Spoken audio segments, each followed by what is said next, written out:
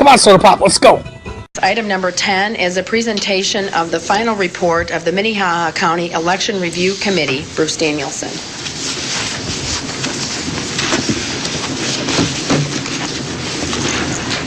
Good morning, Bruce. Good morning. I'm Bruce Danielson. I was selected to be the chairman of the Minnehaha County Election Review Committee, and I've been asked today to come and present our report to you. And then, but I'd like to have a few words first before we get into any discussion. Democracies die behind closed doors. In the aftermath of the November 2014 election, this commission, our county auditor, plus the newly elected Secretary of State, selected 7 other fellow citizens to examine the processes used to issue, count, and then report election results. We, the members of the Minnehaha County Election Review Committee, are here to present our report for your examination and approval. After our December organizational meeting, we held 5 public hearings in this chamber to lay the groundwork for this report. These hearings, like your commission meetings, were recorded for public viewing. The public was also invited to participate at every step, and several voters did attend to present testimony. Each of our meetings centered on different parts of the process so we could discover what might have led to the problems experienced over the last several elections. And we submit this report covering these requested topics: timeliness of the vote total release, performance of the new ballot tabulating equipment, absentee ballot issuance, and election processes in general. I personally would like to thank members of the committee for their ability to make my work as chairman so much easier. And thank you all for appointing these individuals. There was Joel Ahrens, Deborah Ellefson, Lori Hogstead, Julie Pearson, the Pennington County Auditor, Sue Roust, our former County Auditor, and Kia Warren, the Deputy Secretary of State for Election Services.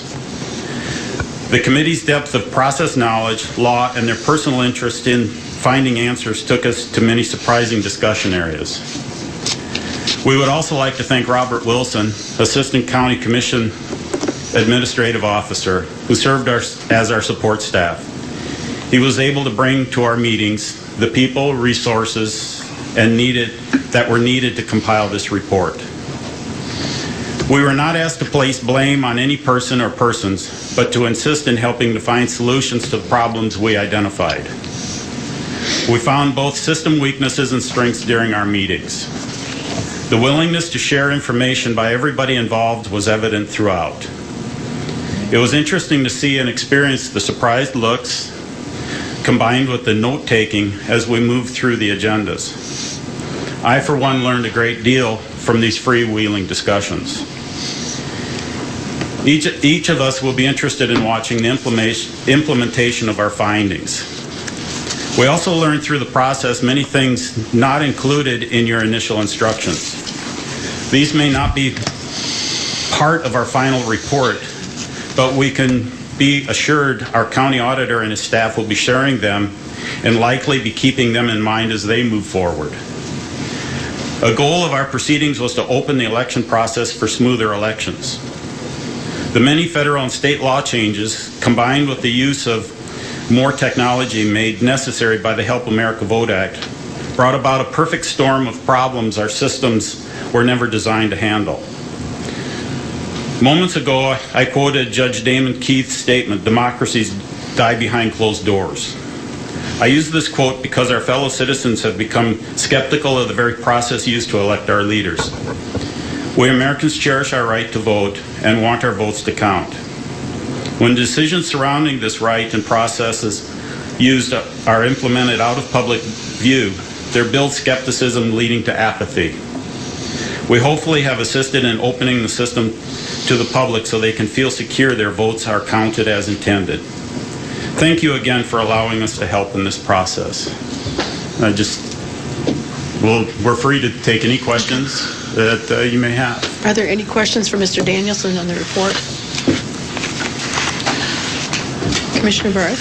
Bruce, it appears that many, if not all, of the problems we had with absentee ballots was because of the corruption of the database that happened not in Minnehaha County but elsewhere. And obviously occasionally there might be a human error, but the database is so important towards getting people in the right district, in the right precinct, etc.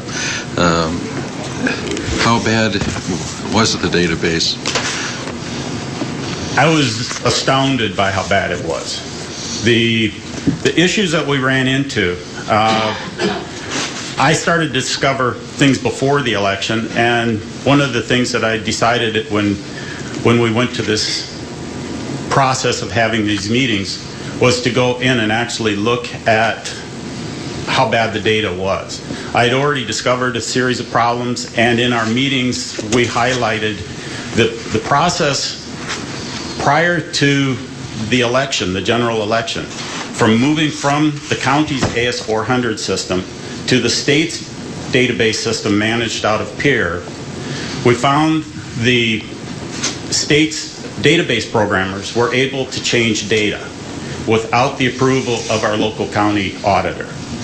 There weren't any processes set in place to allow our county auditor, who is charged by law with making sure that that voting data is correct. We allowed outside contractors, both a system called the Melissa database system and the total vote system, to be able to go in and modify voting records. So we had the north-south issues, with east-west issues. We had people, because of this, got moved into something called a street master, which put them on South Kiwanis versus North Kiwanis and moved them from one district to another district. We had the situation in the city election where we found people were getting the wrong ballots due to the not being part of the central district when they were actually part of the central district. And it's by having these blocks in town moved from one district to another district, these people weren't given their right to vote for who they were supposed to be able to vote for. And so that caused a lot of publicity issues for our county auditor and for the auditor staff. And we were able to go back in and actually highlight this, and we had the state's database programmer up here at this very podium trying to explain how things were done and why things were done. And we hope that the process we went through continues the more open dialogue with the state's programmers to maintain. Their job is only to maintain the database, not to change the data. The responsibility for changing the data is right below us in the county auditor's office. And we want to make sure that that is a much stronger process. And so we've asked to have certain things done, such as a more easy process for checking changes and okaying changes. Some things we couldn't put into the report because we weren't charged with putting it in the report, but I know that the county auditors were very interested in our process and want this followed through. Any other questions, Commissioner Barth? So, Bruce, I guess in some degree we're fortunate that most of the elections were not very close because obviously, 20 votes is not going to change our U.S. Senate election or whatever. But what is going to happen that we can be sure that outside contractors, not even state employees, won't be fiddling with our voter list? I've actually personally made some suggestions to our county auditor that there needs to be some kind of a consistent backup process and verification process, something that needs to be designed to make sure that if a county auditor in Sioux Falls or in Gan Valley makes a change in the database, that it's the change they wanted, and they can verify that it always stays that way until that county auditor makes that change. Because as it was stressed by the two county auditors, the former county auditor Sue Roust and Julie Pearson from Pennington County, they really stressed that that is their job, is to make sure that that data is correct as they know it to be correct, and nobody's allowed to change it until they change it. And so it doesn't, we can't use some kind of a postal service sorting to verify somebody's address, because that's not the law. The law says, as I understand it, when somebody signs their voter registration card and says, this is my address, that's the address that's supposed to stay on there until they work it out with the county auditor that they have moved. And it doesn't matter if the computer program run by some company somewhere wants to change it. They cannot change it, and that needs to be solidified, if not through a verification process run out of our individual county offices. It needs to be solidified in the state election rules that we do not change that. We have to make sure technology does not override the law. Commissioner Kelly. Bruce, I guess I still don't understand who has the authority to make these changes. The Secretary of State, is she the ultimate authority on voting registration? Does this commission have to do something? Does the legislature have to do something? I think it's going to have to probably, my feelings at this point are recommendations need to be made to the State Board of Elections, and Sue Roust and a few of the individuals who are more expert on that side of things probably would be better to answer the question, but it needs to be worked with Secretary of State Krebs. It needs to be, and with this commission, you people put us here to make these suggestions. We'll work with whatever is the right, correct process to do it. We're still learning. I'm learning. I'm new to this side of how these things work. So, are you aware if Secretary Krebs is, or Auditor Krebs is doing anything in this at this point, or is there an action that we need to take on the commission level?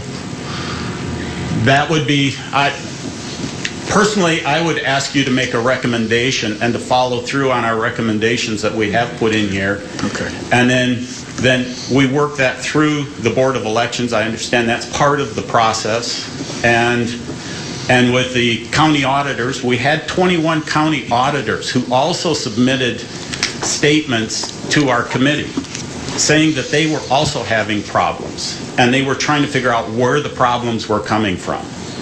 And I think in the work that we did as a group, we got to the bottom of a lot of those problems when it came to the total vote system, where these county auditors were each having individual problems, and they spent a lot of money and a lot of time putting things together only to have it changed because the information got washed through the Melissa system.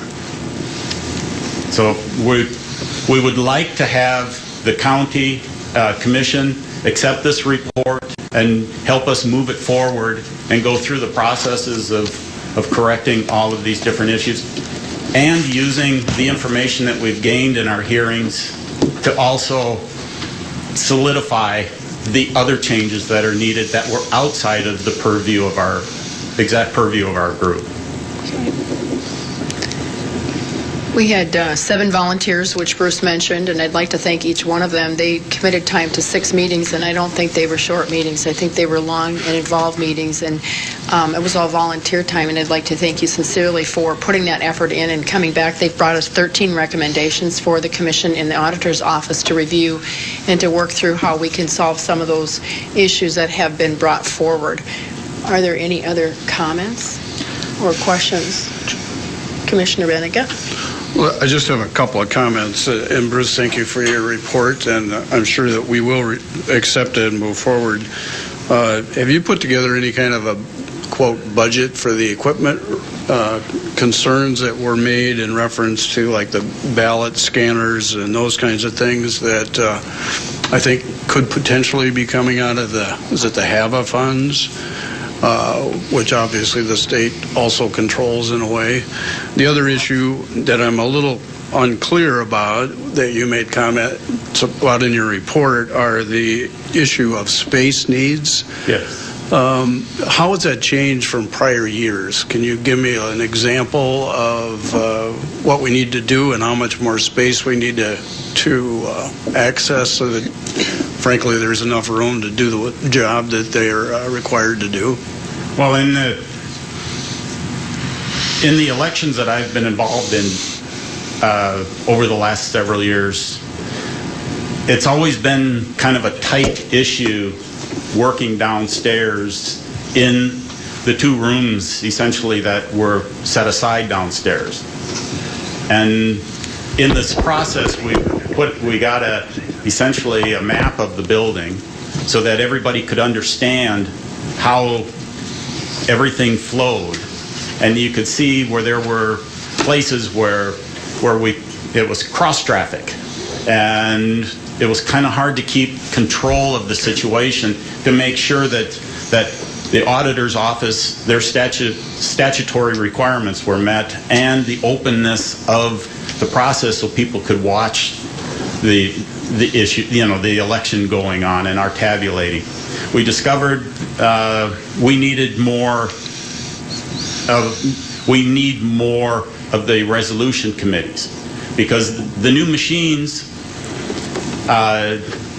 were theoretically faster, and they did a great job finding all the little tick marks and all the little minute issues, but we ran into issues where all of these ballots needed to be looked at. It took 5 minutes apiece. We discussed this back in November when I was here. So we also found out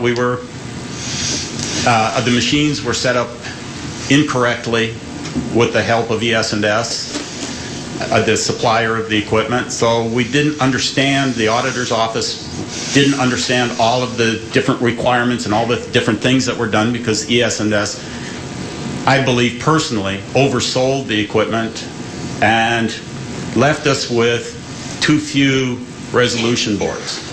In the old days, you used to have one resolution board per machine because you could keep up with the machines in that process, and we had 4 machines, so we had 4 resolution boards. Well, now we had 2 resolution boards to start the last election off, and we ended up having to go to 4, and we could have used 12.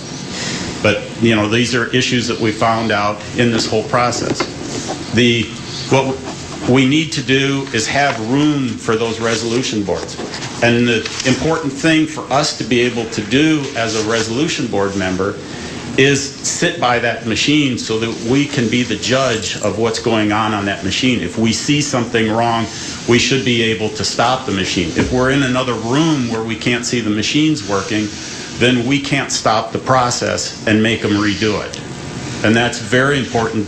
So we've made some suggestions in this process, and Julie Pearson actually hit on an idea of being able to actually use the hallway in front of those rooms that we normally work in, and we look at how to change the flow of the election using those rooms, and then repurposing that bigger room that we use. And I'm not sure what each one of these rooms is called anymore, but the tabulators need to be moved into the larger room, we feel, so that we have a better control of the process, and then feed from the hallway into the small room into the larger room so that we can keep track of everything. Everybody's there watching the process, and we're then actually in a more open situation so everybody has a chance to see what's going on. That, I hope, answered part of your question. That, in a sense, isn't going to be adding a significant cost, if anything, to the election night. The other side of it would be the cost of another tabulator. And I'm not into the county budgeting, and we didn't really get into exactly how all of that's handled, but we have a situation where there's HAVA funds, we're told, available to buy another machine, and it is technology. And as the county's IT director stated, technology is going to fail, and we need a backup machine. What we discovered on election night, and we still haven't gotten our answers on This question is, why did that machine fail for 45 minutes on election night? We wanted to know that. We still haven't found out why. But an interesting side to this whole process that we went through, we actually went down and ran test ballots in our first full public meeting. We ran the test ballots, and then we ran ballots that had been rejected in the election. And we were able to come back in and have the process work perfectly with the test ballots. As soon as we put in and loaded the machine with the ballots that had a problem, the machine crashed. And it crashed twice.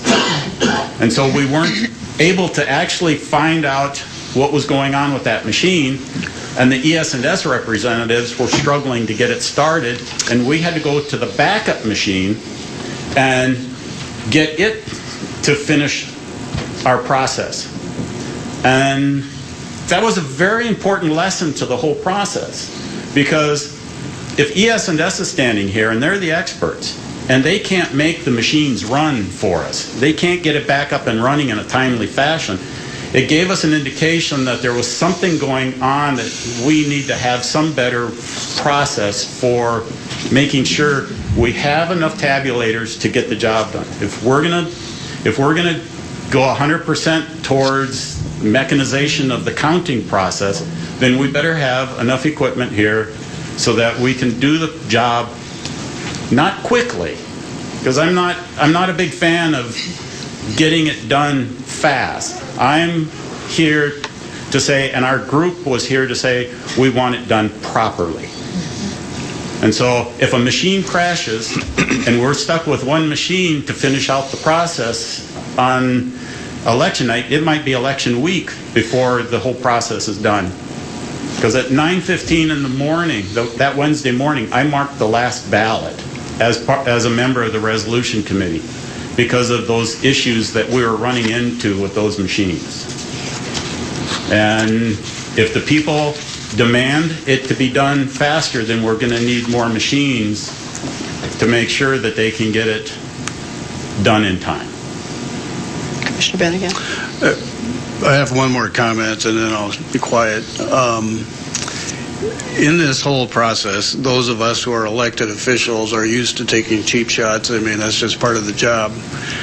But I was really concerned about the fact that those employees who worked, frankly, all night long and worked till 9:15 in the morning also took some cheap shots, not from, we'll just say from the general public and the media. And I just want to say that nowhere in this report does it question the efforts and the integrity and all the things that those employees did till whatever time to get those ballots done correctly and not in a hurry. And I think we owe those employees somewhat of an apology for having to live with that kind of environment. And frankly, if other people get their exercise by jumping to conclusions, that's their problem. But if they want to do that, they ought to do it in the proper forum. So again, I would like to say to those individuals who were here till 9:15 the next day, who worked incredible hours to make this thing happen on a system that really had nothing to do with their ability to do the job right. I apologize for that, and I can't control it, but frankly, I don't think I have to listen to it either. Thank you, Commissioner Bennigan, for your comments. I would like to give an opportunity for the rest of the 7 committee members if they had anything they wanted to add to what Bruce has told us. Is there anybody that would like to add anything? Okay, I don't see anything. Could I add one more thing? Mm-hmm. Because having worked a few elections, both downstairs and around the state of South Dakota for various different things I've done for the last 49 years in South Dakota elections. I've always been impressed with every auditor's office I've ever worked with. Their staffs, it's unbelievable what they go through. And each election I go through, I'm more impressed every time. I've had the pleasure now of having some close associations with the Minnehaha County Auditor staff, and past and present. And I'm very pleased to say I would trust them with what we need to get accomplished down here. I believe, this is me personally, believe that things were done outside of this building that our county did not have any control over. And it got blamed on the people in this building. And I don't feel that's fair to the people that worked hard downstairs doing job that with the changes we've gone through since 2010, we've actually changed auditor staff, we've changed Secretary of States, we've changed the database programmers, we've changed the database process, we've gone through and now changed the equipment that tabulates. So there are all of these changes that happened all at once. And there is election rules. We found out that there is possible changes in how they even structure data and the data conversion processes. And there's all these things that happened outside of this building that got blamed on what was happening in this building. And I personally feel that was wrong. And if there was a way I could apologize to these people on behalf of everybody, I would. Because they tried their level best with what they had available to work with. Thank you, Bruce. Apology is greatly appreciated, I'm sure, to all staff. Are there any other comments? Commissioner Kelly. I want to go back to the DS 850. You have indicated that you think we probably should acquire a third one. If we've had so much trouble the first two, I struggle with wondering why we want another one. Weren't the machines set up that two should be sufficient for our county, and that their procedures and their lack of support for us led to the problems we had? Did they have someone on site? One of their people? They did not have a technical support person here that night. Do we have access by phone, or? They were able to link up via the internet to the machine. My understanding is that's what was going on during that 45 minutes. But in your opinion, and I know we'll have discussions with Auditor Litz, but in your opinion, should the two machines, if they were working correctly, do the job, or do we need to have a third one to make the system go smoother? I personally feel that we need to get the third machine. And that was a finding that we had in our report, that you need to consider with Auditor Litz to have a third machine. And because if we come in and we do our job through the election of getting the ballots tabulated and both machines fail, we've already proven both machines are fallible. Then we're going back to saying, now does the resolution board have to be convened so that we could have to hand count all of these ballots? And that's what we would be looking at. You know, at what point do we get these machines put back online so that the process can continue? Thank you. Any other questions or comments? This was a presentation. Commissioner Bart. Madam Chair, and I appreciate the work of the committee, and I would, if they wanted to come up, I think that's a good idea. I think it'd be the auditor may want to come up. But a couple of things in reading this report, and there's a lot of info in there, but Pennington County used 12 resolution boards. We used 3 and then 4. Interestingly, these other counties pay their resolution board members, and so Bruce working till 9 a.m. How many hours did you put in, Bruce? 14? I was hanging around the auditor's office doing in and out whatever needed to be done for 23 hours that day. And there are other issues, I think, also with, if you read the further info, recommendations to get a folding thing. There were issues with over ballots, over voting, or whatever you call it, and they all need to be resolved. And I think that this report is very constructive towards getting it resolved. Thank you, Commissioner Barth. I think Sue Roust would like to speak. Am I correct? Sue's standing back behind. So, thank you, Bruce. Just a couple things to clarify. There was a staff member from Sea Change, which is the company that does the programming and printing of the ballots here on election night. So it was not the case that there was not any support here. I understand that the person was on the phone talking with es&s, but there was a representative here that night. You alluded to that overvote question. That's a very simple fix. That's one of the things we found when we talked about the machines being set wrong. It was just an option. You don't set them to stop every time there's an overvote. For instance, a person had voted for 2 people, because by state law we can't change anything anyway. If somebody has an overvote, that vote on that race is discounted and the rest of the ballot is counted. And so just by making that one switch, it's not a problem, it's not a matter that the machine was wrong. It was just a switch was flipped, and that's going to help a lot. Before these new machines were purchased, you had 4 of the previous generation of them. I was surprised when I heard that we were going with only 2 of these. If there isn't, the inevitable problem occurs, and you're down to 1 machine, that just isn't enough. I strongly agree with the committee recommendation and with the auditor's conclusion that we should have a 3rd one, and it's my understanding that Minnehaha County has ample funds to pay for it. Another thing that would be useful relates to another one of our recommendations, was that the auditor consider beginning to process the absentee ballots before polls close. By law, they can open the absentee ballots, they can run them through a scanner as long as no results are printed out. And we've always done it right up to the point of having them ready to run through the scanner. But if you had a 3rd scanner, it would make it that much easier to devote that 3rd scanner just to working with the absentee ballots, and then you wouldn't spend half the night when everybody's already exhausted trying to process the absentee ballots. So I think there's a lot of benefits to getting that 3rd scanner.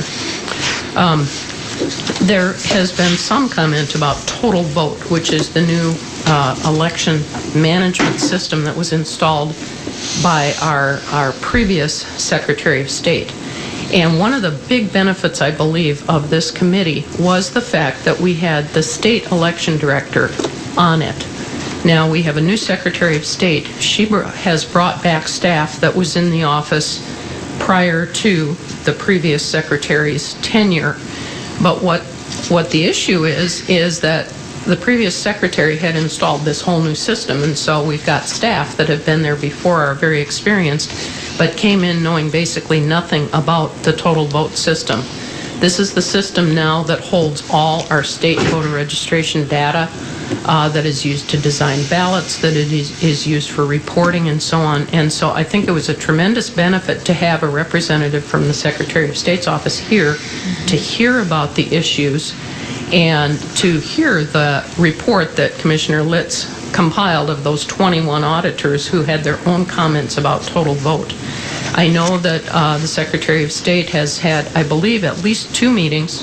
Have you had the second one with the auditors yet? And the Secretary of State, that one's coming up. They had 1 meeting right away, I think in January, and now they've got another one scheduled to focus on training and the total vote system. So I think that this process that you initiated here will help auditors statewide, because it will help the Secretary of State and her staff get familiar and be able to really dig in and finally correct the problems that we have had with total vote.